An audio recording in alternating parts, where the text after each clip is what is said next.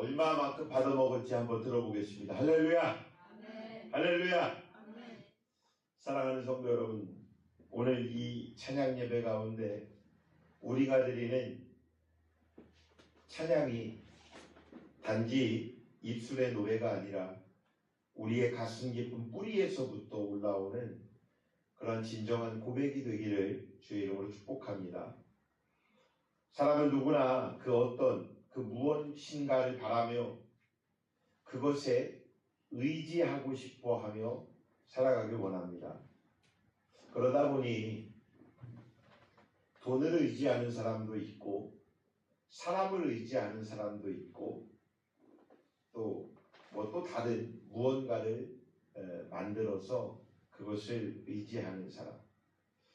그러다 보니 옆나라 일본만 가더라도 다신주의라고 해서 자기가 그냥 정한 것을 신으로 여기고 그 신을 모시고 산다고 얘기를 합니다. 어떤 사람은 난 내 머리가 월등히 좋아. 그래서 내 머리만 믿고 살아. 어떤 사람은 난 힘이 좋아. 내 주먹만 믿고 살아. 자기의 능력을 의지하며 살아가는 그런 사람들도 있습니다. 문제는 무엇을 의지하느냐에 따라 인생의 방향이 완전히 달라진다는 것입니다. 여러분은 지금까지 무엇을 의지하며 살아오셨습니까? 오늘 본문에는 두 인생을 이야기합니다. 하나는 사막의 떨기나무 같은 인생을 이야기하고 있고 또 다른 하나는 물가에 심기어진 뿌리 깊은 나무 같은 인생을 보여주고 있습니다.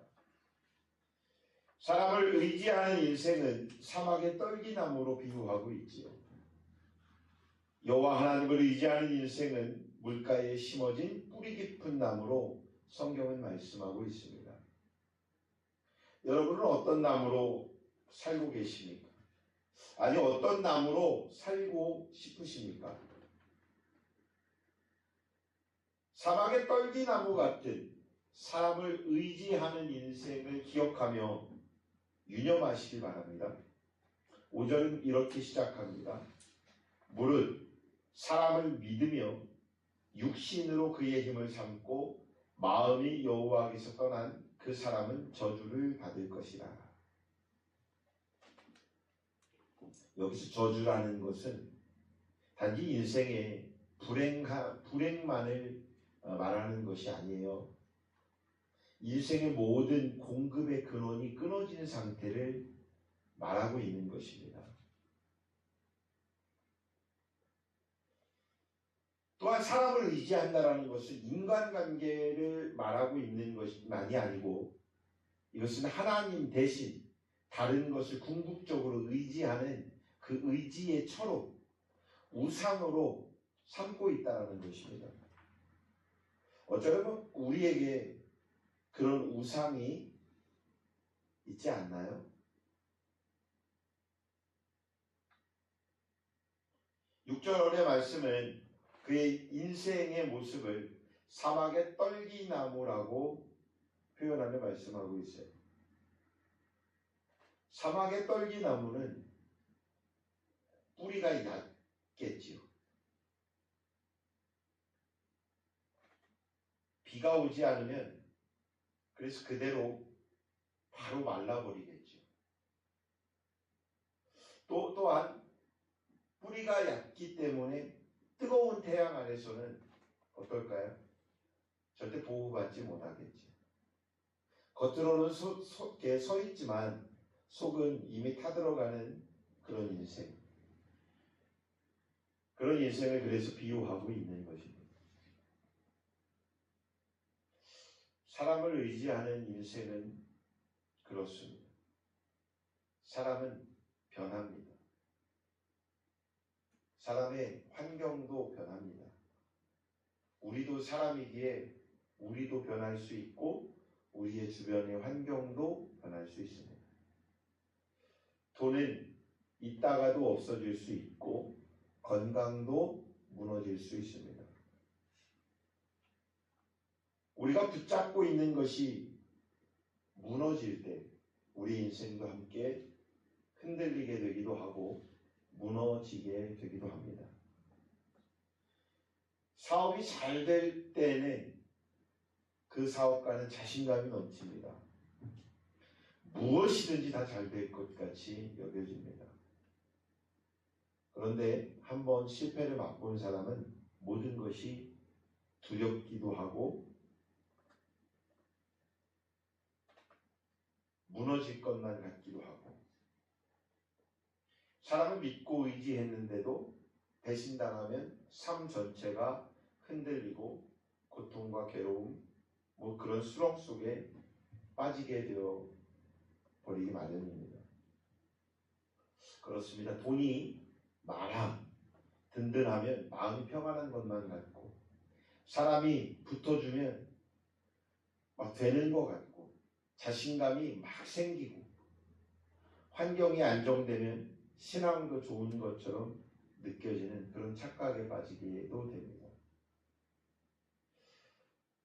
그러나 돈과 사람, 환경이 흔들리면 함께 무너지게 되는 것입니다. 이유는 기초가 모래 위에 세워진 나무와 같기 때문입니다. 어쩌면 우리에게 주변에 지금 사람이 안 붙는 것이 은혜일 수 있습니다. 우리는 주변에 사람이 많기를 원하죠. 북적북적했으면 좋겠죠. 그런데 예전의 모습엔 제가 뭐가 이랬는데 지금 현재의 그것이 이랬는데 지금 그것이 과거의 그것이 지금 현재 나에게 유익을 주고 있는 게 무엇인가를 생각하고 판단해 보아야 할 것입니다. 기준 삼아야. 사랑하는 성도 여러분, 돈과 사람과 환경은 모래와도 같습니다. 손으로 잡으려 하면 잡히진 않고 쉽게 빠져나가는 것이 모래이지요. 그렇게라도 그 위에 뿌리를 내리면 어떻게 될까요? 반드시 메마르게 되는 안타까운 현실을 우리는 맞이하게 될 것입니다. 그러므로 우리는 하나님을 의지하는 물가에 심어진 나무 같은 인생들이 되시길 주의 이름으로 축원합니다. 7절의 말씀은 놀라운 반전을 우리에게 주고 있습니다. 그러나 무릇 여호와를 의지하며 여호와를 의뢰하는 그 사람은 복을 받을 것이라. 할렐루야.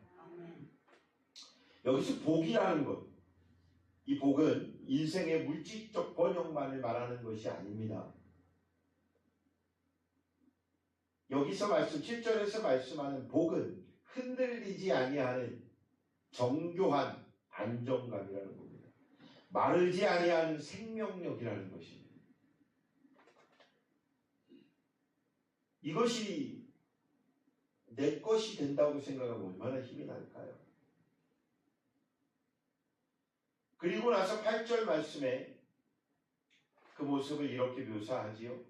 그는 물가에 심어진 나무가 그 뿌리를 강변에 뻗치고, 여기서 이 뿌리라는 것, 이것이 핵심인 거예요. 잎이 아니라, 열매가 아니라 뿌리를 얘기하고 있습니다.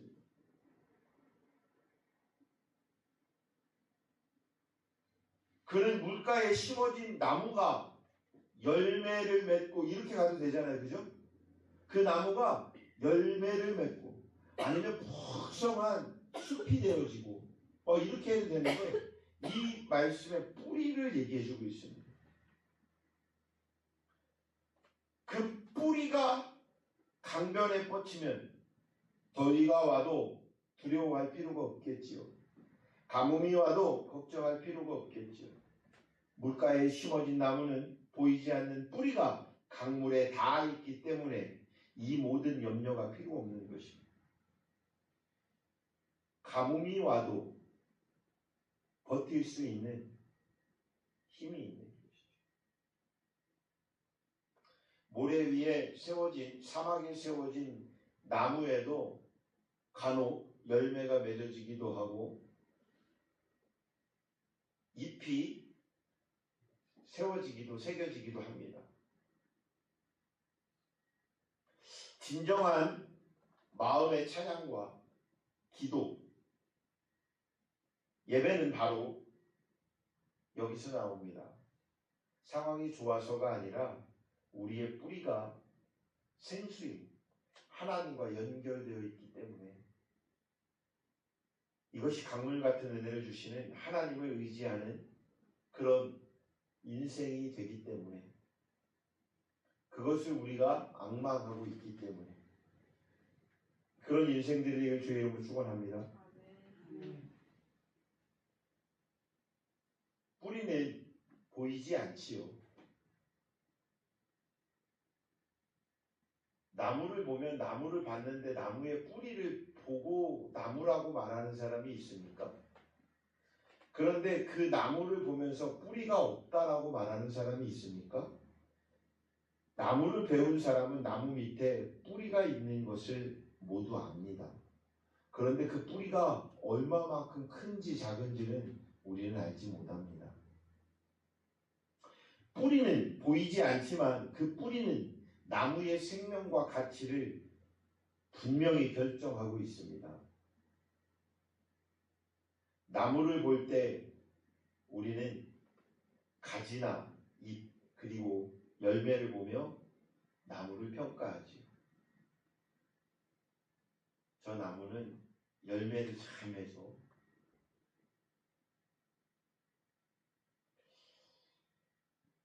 그런데 가지와 잎색이 열매까지도 온전히 뿌리의 결과요 산물인 것을 여러분 알고 계십니까? 그렇게 크게 생각은 안 했죠.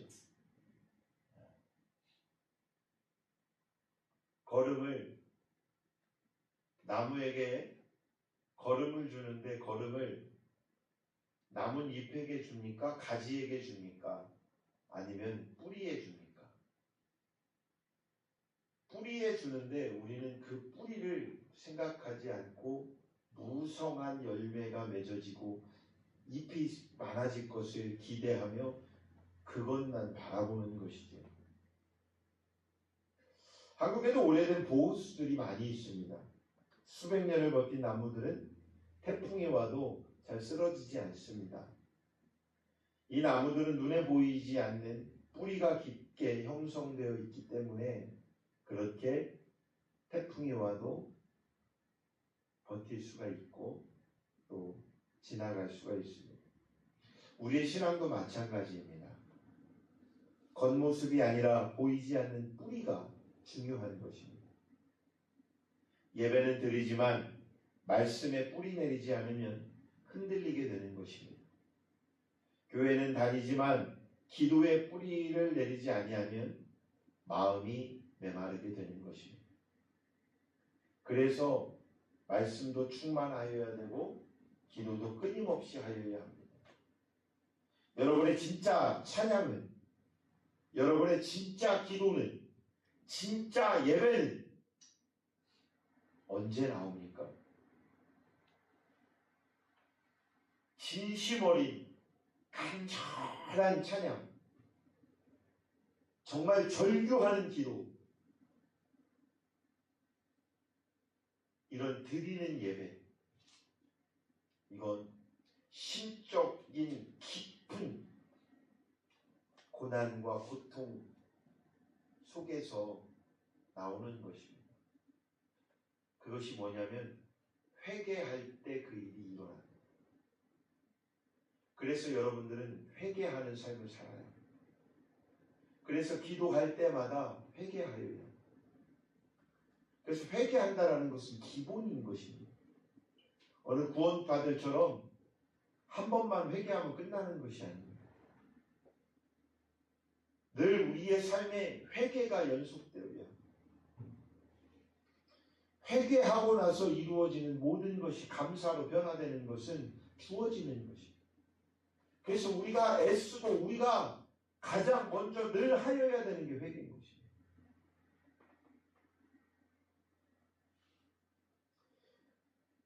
독일의 신학자 본 회퍼, 이분이 나치 감옥에서 이런 고백을 합니다. 선한 능력으로 둘러싸여 나는 보호받고 있다. 선한 능력. 여러분, 오늘 오전에 선한 맛을, 선하신 예수 그리스도의 맛을 보라고 이야기해 줬죠. 이 보네퍼는 사형을 앞두고 있었습니다. 그러나 그의 영혼은 메마르지 않았습니다. 보네퍼의 신앙의 뿌리가 오로지 하나님께 닿아 있었기 때문에, 나는 영원히 살기 때문에 육신이 죽는 것이 결코 두렵지 않았습니다. 그래서 이 육신에 두렵지 않은 이유는 선하신 하나님의 능력이 나를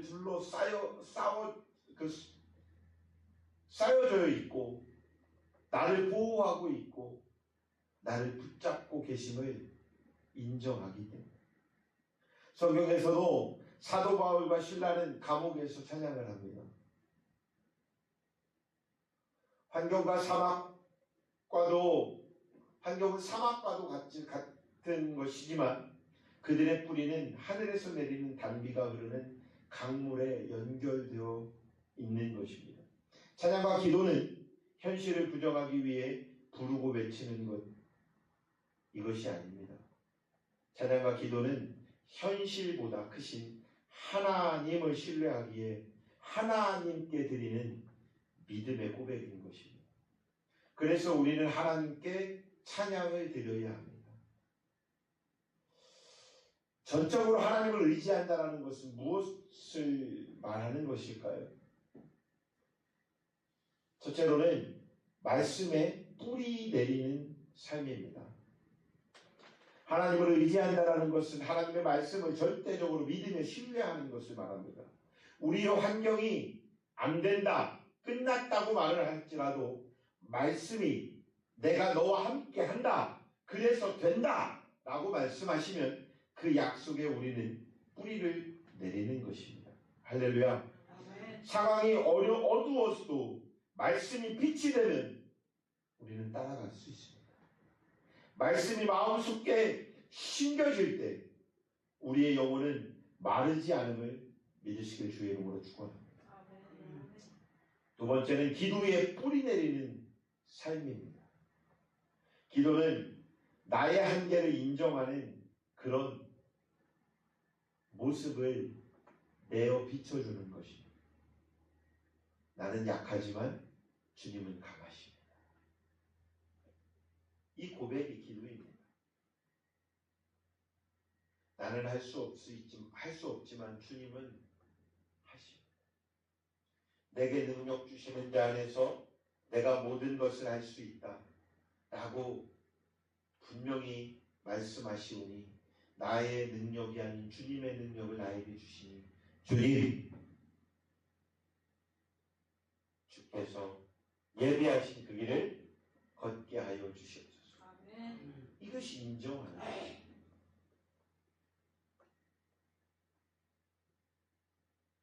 기도하는 사람은 문제의 크기를 재지 않습니다.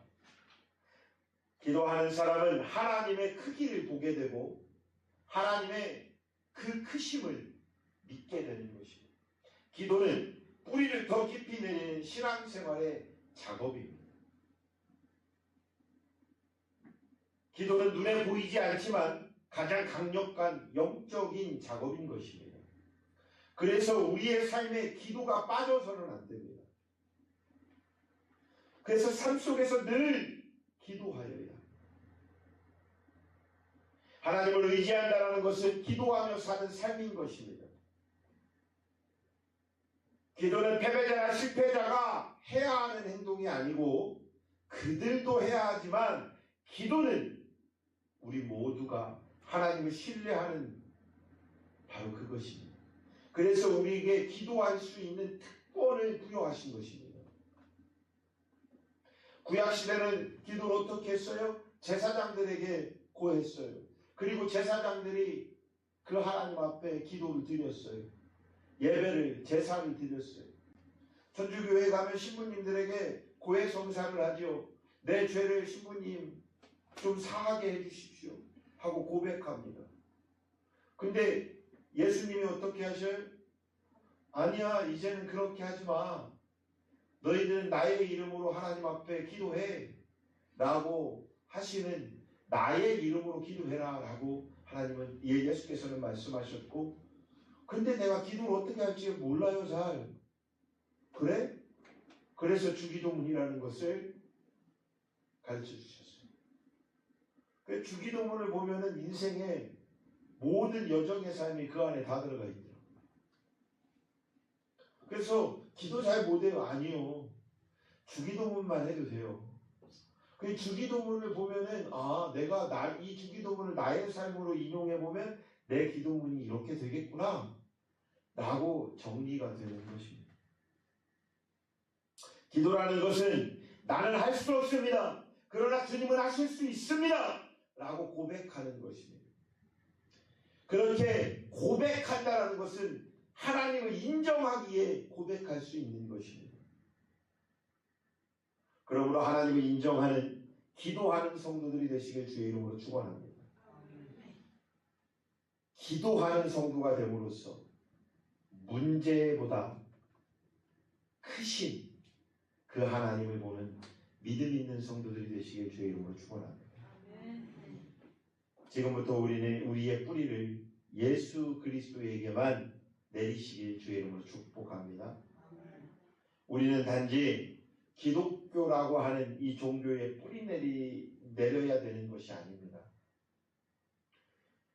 교회 생활을 참 잘하고 착실하게 하는 것이 뿌리 내리는 것이 아닙니다. 기도 생활에, 찬양에, 나는 말씀을 몇 시간을 보고 있고, 나는 기도를 3시간을 하고 있고, 몇 시간을 하고 있고, 나는 교제를, 나는 봉사를, 이것이 뿌리 내리는 것이 아닙니다. 우리의 뿌리는 오직 예수 그리스도께 내리워야 합니다.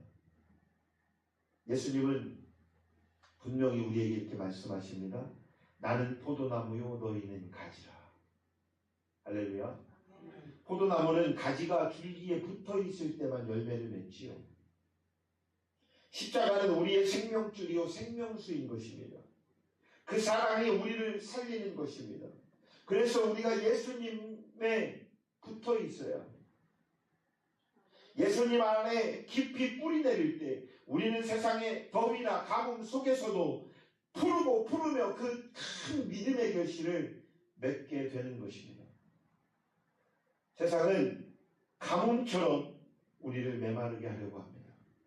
그러나 예수님은 생명의 근원이 되시기에 끊이지 않게 우리에게 생명수를 공급해 주고 계십니다.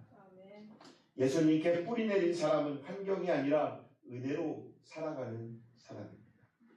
이제부터 세상의 두려움이 아니라 믿음의 담대함으로 살아나가시길 주의 이름으로 축원합니다. 사랑하는 성도 여러분, 지금 여러분의 뿌리는 어디에 내려져 있습니까? 사람입니까? 물질입니까?